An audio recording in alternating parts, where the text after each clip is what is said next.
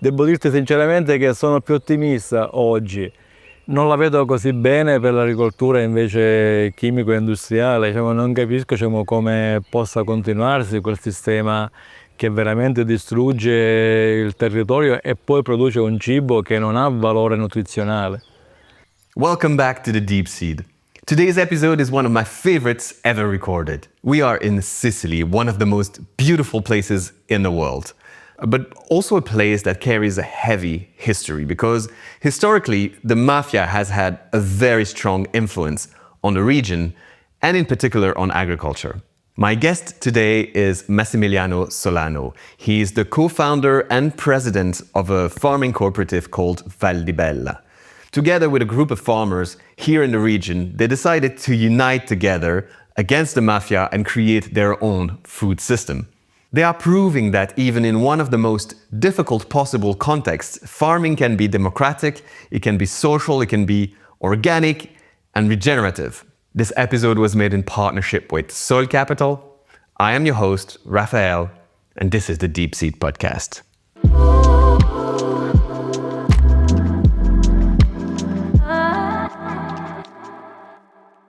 Mi chiamo Massimiliano Solano, sono il presidente della Val di Bella e sono stato anche uno dei fondatori della cooperativa nel 98.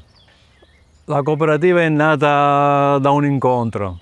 Io che rappresentavo un piccolo nucleo di agricoltori che avevamo già fatto un primo passaggio, una prima conversione dal convenzionale al bio nel 94, e l'allora direttore della comunità che si trova dove siamo noi adesso, che ha avuto un'idea abbastanza innovativa per loro, che era quella di introdurre un'attività lavorativa dentro la loro attività, che era quella di assistenza verso i ragazzi con difficoltà che venivano inviati presso questa struttura in affidamento giudiziario.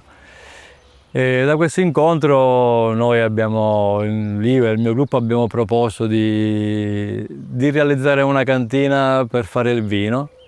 Il direttore di allora è una comunità salesiana di religiosi, questa che gestiva prima questo luogo, i salesiani. Ha accettato e da lì, da questa idea, da questo incontro, da questo primo sì, è nata la Val di Bella. Grazie per questa introduzione.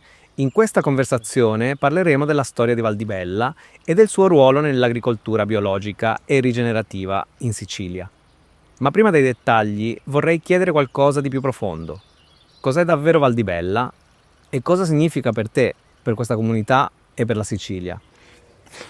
Bella domanda, molto, molto profonda e articolata, ma cosa rappresenta la Val di Bella per me personalmente è stata, come dire, una possibilità di mettere in pratica, tante idee che nutrivo, fin dall'età giovanile, perché io provengo da una famiglia contadina e mio padre ha fatto questo mestiere per tutta la vita e quindi ho vissuto le problematiche agricole fin nella parte proprio in cui si realizzava l'agricoltura.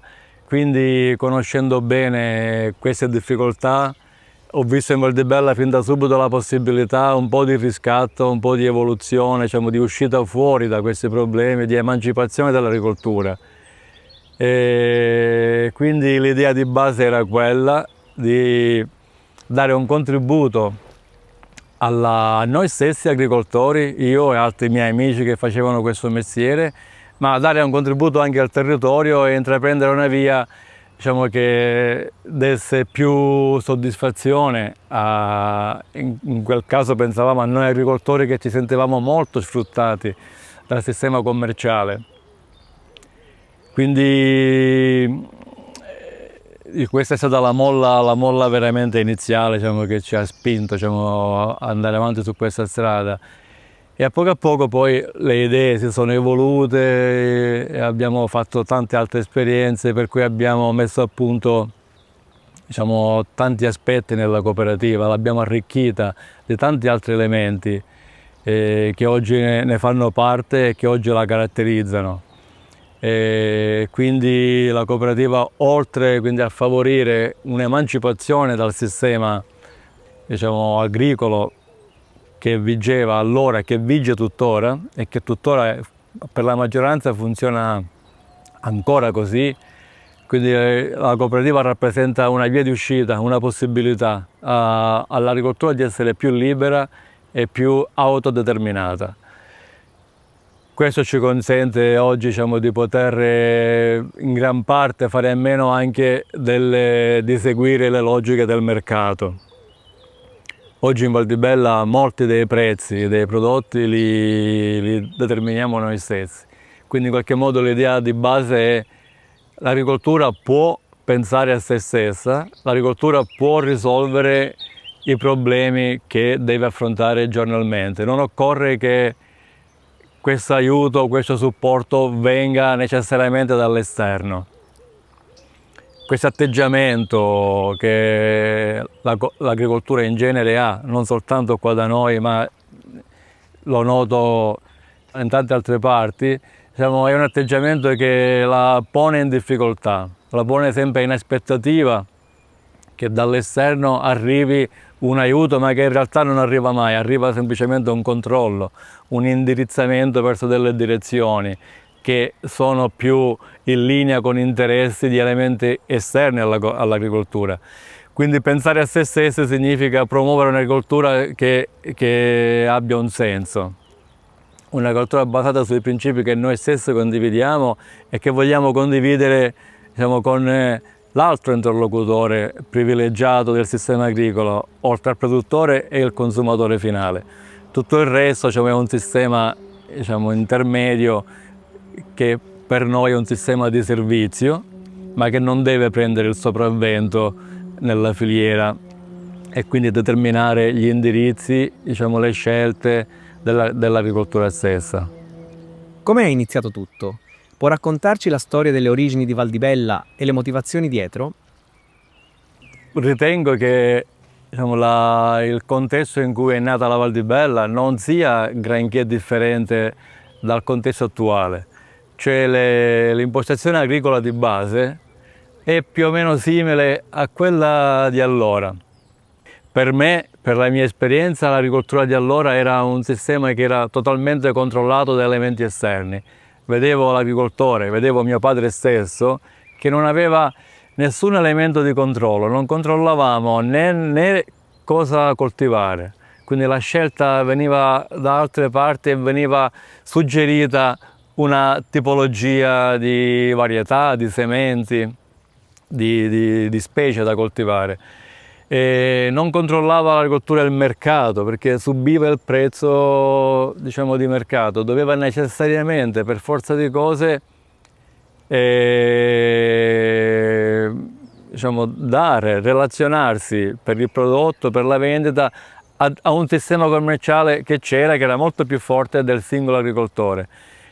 Però devo dire sinceramente che queste condizioni che ci hanno portato e ci hanno spinto a trovare delle soluzioni internamente ci sono tuttora. Tuttora penso che l'agricoltura abbia delle problematiche simili a quelle che abbiamo vissuto noi quando abbiamo fatto nascere la Val di Bella.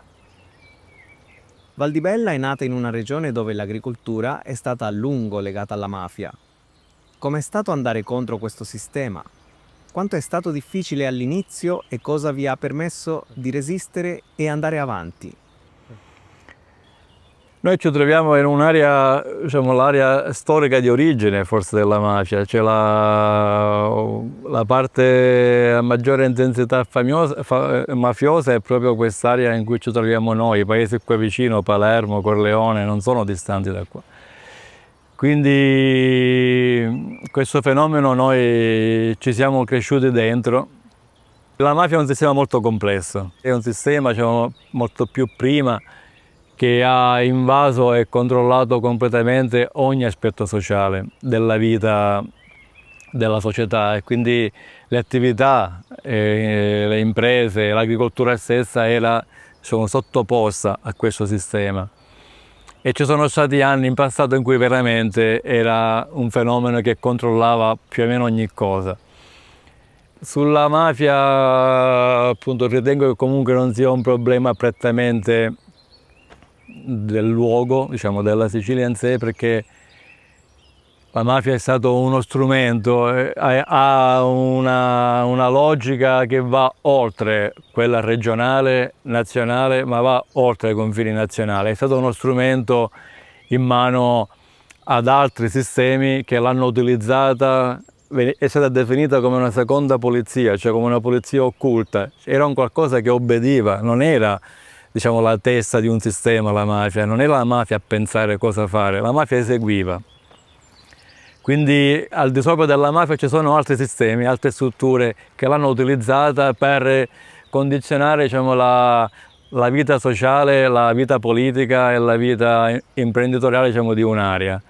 Quindi la mafia è stata, per questo è stata così forte, perché aveva delle coperture che venivano molto dall'alto, perché i mafiosi in sé erano delle persone, diciamo, di scarso profilo, specialmente negli anni passati, erano delle persone diciamo pastori, spesso analfabeti, quindi non erano delle persone in grado di tenere una regione intera, diciamo, sotto controllo.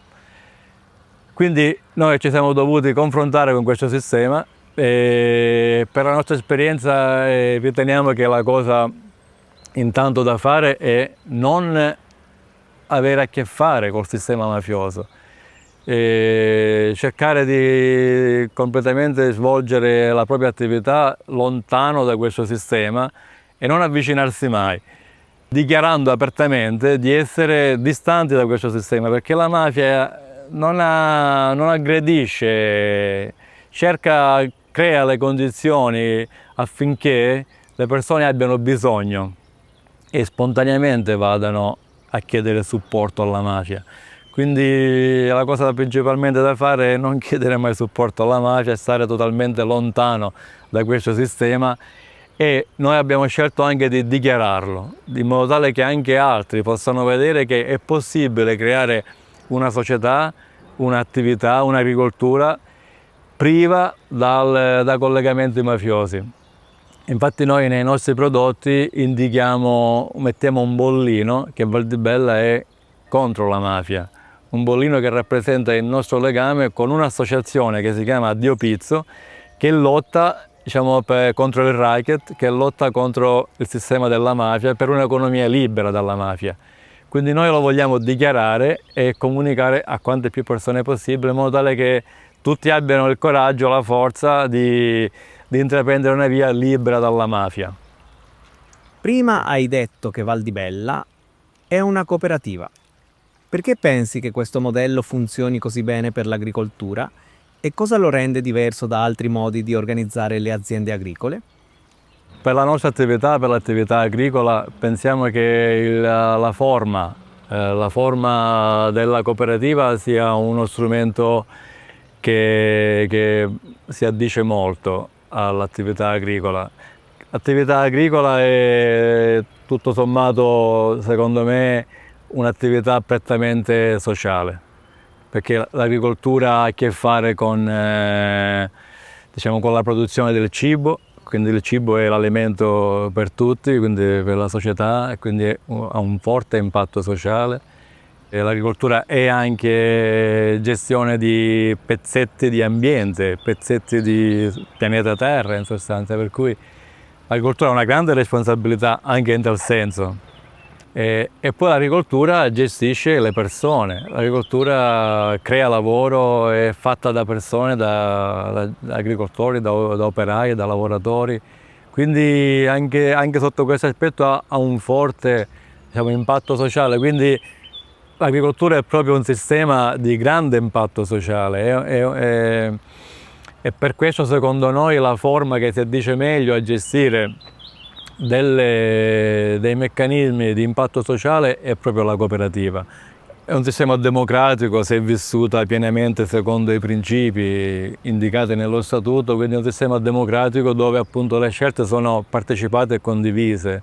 Ci sono gli organi, ok, c'è il consiglio di amministrazione, però in fondo la cooperativa poi diciamo, comprende ciò che deve fare dall'insieme, dalle collaborazioni, dai consigli, dai suggerimenti, dalle esigenze di tutti coloro che la compongono.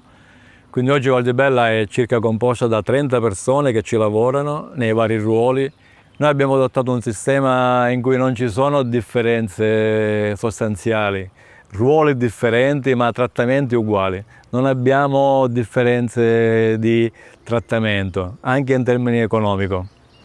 Alcune differenze sono necessarie perché i contratti di lavoro nazionali prevedono delle piccole differenze, ma noi tendiamo di portarli sempre più vicini possibile all'uguaglianza. Quindi dal primo all'ultimo da noi le differenze sono di poche centinaia di euro. Quindi per noi è un sistema di condivisione, di egalità, di partecipazione, e quindi sosteniamo molto questo sistema e ci ha permesso, direi, di portare avanti delle possibilità che singolarmente non avremmo mai potuto realizzare. Noi siamo, oltre ad essere 30 lavoratori, siamo anche circa 40 soci produttori, ma immaginate se ognuno di noi dovesse realizzare delle strutture per sviluppare l'agricoltura piuttosto che farle insieme. Cioè abbiamo una cantina, una basta per 40 persone, se fossimo stati separati, quindi avremmo dovuto realizzare 40 cantine per esempio, e sarebbe qualcosa di anche di eticamente o di ecologicamente, diciamo, non corretto. Ma questo vale per tanti aspetti. Quindi la cooperativa è una forma, secondo me, molto futuristica, in cui viene privilegiato l'uso delle cose e non il possesso. Per cui in cooperativa possediamo tutto ciò che c'è, ma nessuno di noi può ritenersi veramente il proprietario. Ma alla fine la proprietà a cosa ci può servire, diciamo, se non all'uso delle cose? Quindi tanto vale avere semplicemente già l'uso, che è molto più ecologico, anche perché con pochi mezzi possiamo soddisfare il bisogno di tanti. E oltre a quello, anche dal punto di vista organizzativo, essendo riuniti in cooperativa, noi siamo riusciti ad avere delle dimensioni che ci permettono, per esempio, di sostenere la logistica, di sostenere i trasporti. Io non potrei mai vendere le cose in Belgio, per esempio, o in Svizzera, perché da solo non ha senso. Diciamo, non potrei comporre un bancale perché avrei pochi prodotti, non sarebbe sufficiente, diciamo, giustificare una spedizione. Ma la cooperativa riusciamo ad avere tanti prodotti, una gamma abbastanza ampia, perché questo è legato anche alla biodiversità, per cui possiamo organizzare anche delle spedizioni in altre parti, e ci consente questo qua di mettere in moto un meccanismo agricolo, diciamo, soddisfacente, diciamo, che permette di remunerare poi tutti i fattori della produzione, il lavoro dei lavoratori, il prodotto agricolo e anche gli investimenti che ogni anno servono per mantenere attiva il sistema cooperativo. E quindi noi diciamo che la cooperativa è una buona forma di organizzazione dell'attività agricola. Giusto, capisco. E se qualcuno vuole entrare a far parte di Val di Bella, cosa gli chiedete? Quali sono i principi o le regole che tutti devono condividere per poter far parte della cooperativa?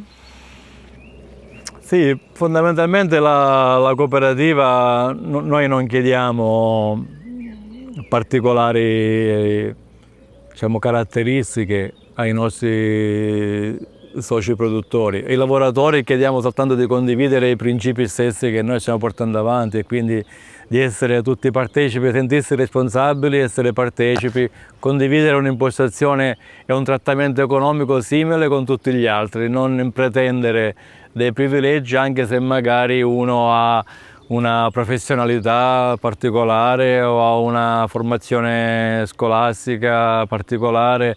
Quindi per noi consideriamo equiparate le funzioni, quindi chi lavora nel laboratorio a produrre le conserve per noi è la stessa cosa del commerciale che deve vendere, sono dei ruoli differenti e la fatica vi posso assicurare che può essere uguale, e quindi sotto questo aspetto noi non ci sembra opportuno garantire delle differenziazioni, quindi chiediamo di accettare questa impostazione. Per la parte agricola, diciamo, la base è essere agricoltori biologici, quindi noi lavoriamo soltanto in questa direzione e in questa direzione stiamo anzi intraprendendo un cammino di evoluzione ulteriore, quindi spingerci a forme di agricoltura ancora più sostenibili, diciamo, che possano garantire anche una misurazione, un monitoraggio, un avanzamento di questi progressi. Quindi semplicemente la condivisione di questo punto di partenza, che deve essere bio, e poi la disponibilità ad evolvere in una forma sempre più ecologica. E chiaramente anche lì a condividere le condizioni uguali per tutti. Noi fissiamo un prezzo uguale per tutti, quindi facciamo le programmazioni insieme e bene o male fissiamo dei prezzi di remunerazione dei prodotti agricoli che sono uguali, non c'è differenza tra il primo, il socio fondatore e l'ultimo che arriva pochi mesi prima. Quindi il trattamento è perfettamente uguale, lo fissiamo noi e per molti prodotti stiamo riuscendo a fissare un trattamento indipendente dal mercato esterno. Non guardiamo le borse merci, noi facciamo grani antichi. I nostri grani antichi, per esempio, ti faccio esempio di un prodotto, stabiliamo noi il prezzo, che manteniamo quasi sempre costante, ma non guardiamo la borsa merci esterna. Questo ci garantisce, diciamo, di avere tanto un'indipendenza, un'autonomia, non subiamo delle speculazioni commerciali che avvengono da altri elementi esterni. Spesso le borse merci sono influenzate da dei movimenti speculativi fatti da grandi gruppi. Quindi in questo modo noi non siamo esenti da questa cosa. Quindi i nostri agricoltori debbono condividere questa impostazione ed aiutare la cooperativa a portarla avanti, che è garanzia e stabilità per tutti. Gli unici elementi che debbono fissare anche il prezzo devono essere il produttore e il consumatore finale. Non dobbiamo avere delle altre influenze in questo processo. Prima hai detto che la base è l'agricoltura biologica, ma oggi si parla molto di agricoltura rigenerativa. Come state affrontando questa transizione a Valdibella e perché avete deciso di creare una scuola di pratiche di agroecologia? Allora, il passaggio all'agricoltura organico-rigenerativa per la cooperativa è intanto un modello che stiamo condividendo da alcuni anni, quindi stiamo comprendendo che bisogna diciamo, fare dei passi avanti oltre al bio di base che adottiamo da quasi 30 anni e quindi adottare dei sistemi sempre più vicini ad un ecosistema naturale, quindi sempre più rispettosi della fertilità del suolo, della biodiversità, della qualità del cibo. Però potete capire che in una cooperativa, ma anche in un territorio, così, in un settore agricolo, questi sono processi che debbono avvenire in un modo graduale. Noi stiamo cercando di favorire all'interno della cooperativa questi meccanismi, diciamo, aiutando anche sia i soci sia anche non soci a comprenderne le ragioni e quindi a intraprendere questa via. E per fare questo abbiamo immaginato di creare una scuola all'interno della cooperativa, perché gli agricoltori isolati, singoli, chi li aiuta a fare una conversione agroecologica? Non tutti hanno i mezzi, le risorse, la conoscenza per poter fare questa evoluzione. E quindi necessita che noi troviamo degli strumenti per poter favorire questo processo e non ci interessa farlo su una singola azienda, non siamo interessati a percorsi, diciamo, personalistici, possono essere anche molto virtuosi, bellissimi, fatti da un'azienda, però per noi sono poco significativi. Ci interessano percorsi che possono essere, diciamo, allargati, condivisi ad una pluralità di aziende, ad un territorio. E per questo, come dicevo, abbiamo creato circa 5 anni fa una scuola. L'abbiamo chiamata Scuola Pratica di Agroecologia, proprio fatta da noi agricoltori, rivolta agli agricoltori stessi, ai nostri soci e anche agli agricoltori del territorio. E questa scuola va avanti ormai da 5 anni, anzi si sta sempre più rafforzando e domani conoscerete una buona parte del comitato tecnico che porta avanti questa scuola. E questo qua è uno dei sistemi che stiamo utilizzando per favorire la conversione rigenerativa delle nostre aziende, chiaramente formandole anche. Hai detto che Val di Bella non è solo agricoltura, ma anche una realtà con una forte missione sociale. Ce ne puoi parlare meglio? Noi nasciamo dal sociale, diciamo, la Val di Bella è nata proprio da un progetto sociale, quindi nel luogo in cui siamo, questo era un luogo che si chiamava allora Comunità Itaca ed era una comunità di ragazzi, di minori che venivano qua in affidamento giudiziario.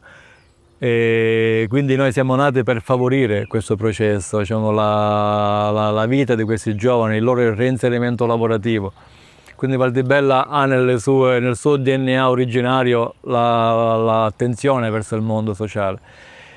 E quindi questa caratteristica l'abbiamo mantenuta con diverse modalità di attenzione ai bisogni del territorio in generale. Per esempio Val di Bella da buona parte dei nostri lavoratori sono qua perché, diciamo, in qualche modo hanno avuto bisogno, diciamo, di un supporto, di lavorare per delle difficoltà. Siamo una terra in cui il lavoro scarseggia, c'è un'alta disoccupazione, per cui già la Val di Bella ha potuto aiutare e reinserire molti lavoratori. Poi portiamo avanti anche dei progetti specifici. Uno tra gli ultimi, così, diciamo, è il progetto che abbiamo creato con l'associazione No Cap. No Cap sta per No Caporalato, che è la forma di sfruttamento dei giovani immigrati che vengono a lavorare in Italia. E questa associazione è nata per impedire questo sfruttamento e favorire l'ingresso di questi ragazzi nel mondo del lavoro. Da 2 anni abbiamo stretto una relazione, una collaborazione e abbiamo dei ragazzi, abbiamo composto una piccola squadra agricola è fatta da 5 persone, 2 di queste persone provengono dal progetto No Cap e quindi partecipano al lavoro agricolo e sono inseriti, abitano qua, noi gli abbiamo dato il supporto della casa gratuitamente, per cui sono immersi già nella nostra realtà. E altre iniziative che facciamo per promuovere anche l'agricoltura, per l'agroecologia, l'agricoltura biologica in generale, delle iniziative culturali. Fra poco faremo per esempio il Food Film Festival dedicato proprio a documentari che parlano di aspetti sociali o di agricoltura ecologica. E poi facciamo una volta l'anno, a marzo, facciamo Seminare il Futuro, è un evento, una festa collettiva in cui coinvolgiamo tutto il territorio e insieme facciamo un atto simbolico che è l'atto della semina, quindi la società insieme che semina il proprio futuro. E poi affrontiamo nel pomeriggio di questa giornata un tema a scelta, con approfondimento con esperti e con amici che partecipano alla giornata. Massimiliano, guardando al futuro, viviamo in tempi incerti. Cambiamento climatico, risorse limitate, perfino guerre e tensioni politiche. Secondo te quale futuro ci aspetta per l'agricoltura e per la società? Allora, sullo scenario politico è veramente difficile oggi, diciamo, comprendere, diciamo, qualcosa e come questo può determinare il futuro della società in generale, non solo dell'agricoltura, perché è un tema talmente complesso e talmente invadente la vita della società che non è soltanto l'agricoltura a subire le conseguenze. E cosa ci succederà purtroppo non lo so, però quello che penso, così come in agricoltura stiamo portando avanti e sempre di più siamo convinti di questo, cioè che siamo noi stessi a dover risolvere le problematiche e non aspettare che questo avvenga da altri. Questo lo pensiamo anche in tutti gli aspetti, diciamo, della vita sociale, anche nel mondo della politica, in tutti i settori. È la società civile che può veramente risolvere le problematiche, può far sentire la sua voce, quindi ci vuole partecipazione. Penso che nessuno nella società civile voglia nessuna guerra, nessuno. Però i sistemi di governo sono immersi, diciamo, in un meccanismo tale che non gli consente più di comprendere il valore appunto delle relazioni, della pace, diciamo, di una vita armoniosa, e quindi non possiamo confidare in loro per la risoluzione delle problematiche, ma secondo me deve essere anche questo, diciamo, un compito, una partecipazione, una vita attiva che deve essere svolta dalla stessa società civile. Massimiliano, guardando al futuro, cosa ti dà speranza per l'agricoltura e per la società? E che consiglio daresti ai giovani che vogliono contribuire al cambiamento con l'agricoltura o in altri modi? Io quando vedo un giovane che vuole fare agricoltura, diciamo, io lo incoraggio in tutti i modi a intraprendere il cammino, perché lo ritengo veramente affascinante, diciamo, variegato, ricco di relazioni, di possibilità, autonomo, per cui veramente, diciamo, lo ritengo un mestiere molto interessante, quindi cerco di trasferire ai giovani anche un pochettino diciamo, di stimolo. Devo dirti sinceramente che sono più ottimista oggi, perché noto che c'è a livello europeo, almeno questo è l'ambito che io conosco di più, a livello europeo noto una sensibilità crescente, un'attenzione crescente, specialmente verso le fasce giovani, alle tematiche di giustizia in generale, ma anche in campo agricolo, in campo ambientale, specialmente in campo ecologico. Quindi questo secondo me mi dà fiducia che le problematiche dell'agricoltura siano in qualche modo state, diciamo, diffuse, percepite e condivise dalla società, e quindi credo che l'agricoltura possa continuare a svilupparsi ed evolvere. Mi riferisco all'agricoltura organica, all'agricoltura rigenerativa. Non la vedo così bene per l'agricoltura invece chimico-industriale, diciamo, non capisco, diciamo, come possa continuarsi quel sistema che veramente distrugge il territorio e poi produce un cibo che non ha valore nutrizionale.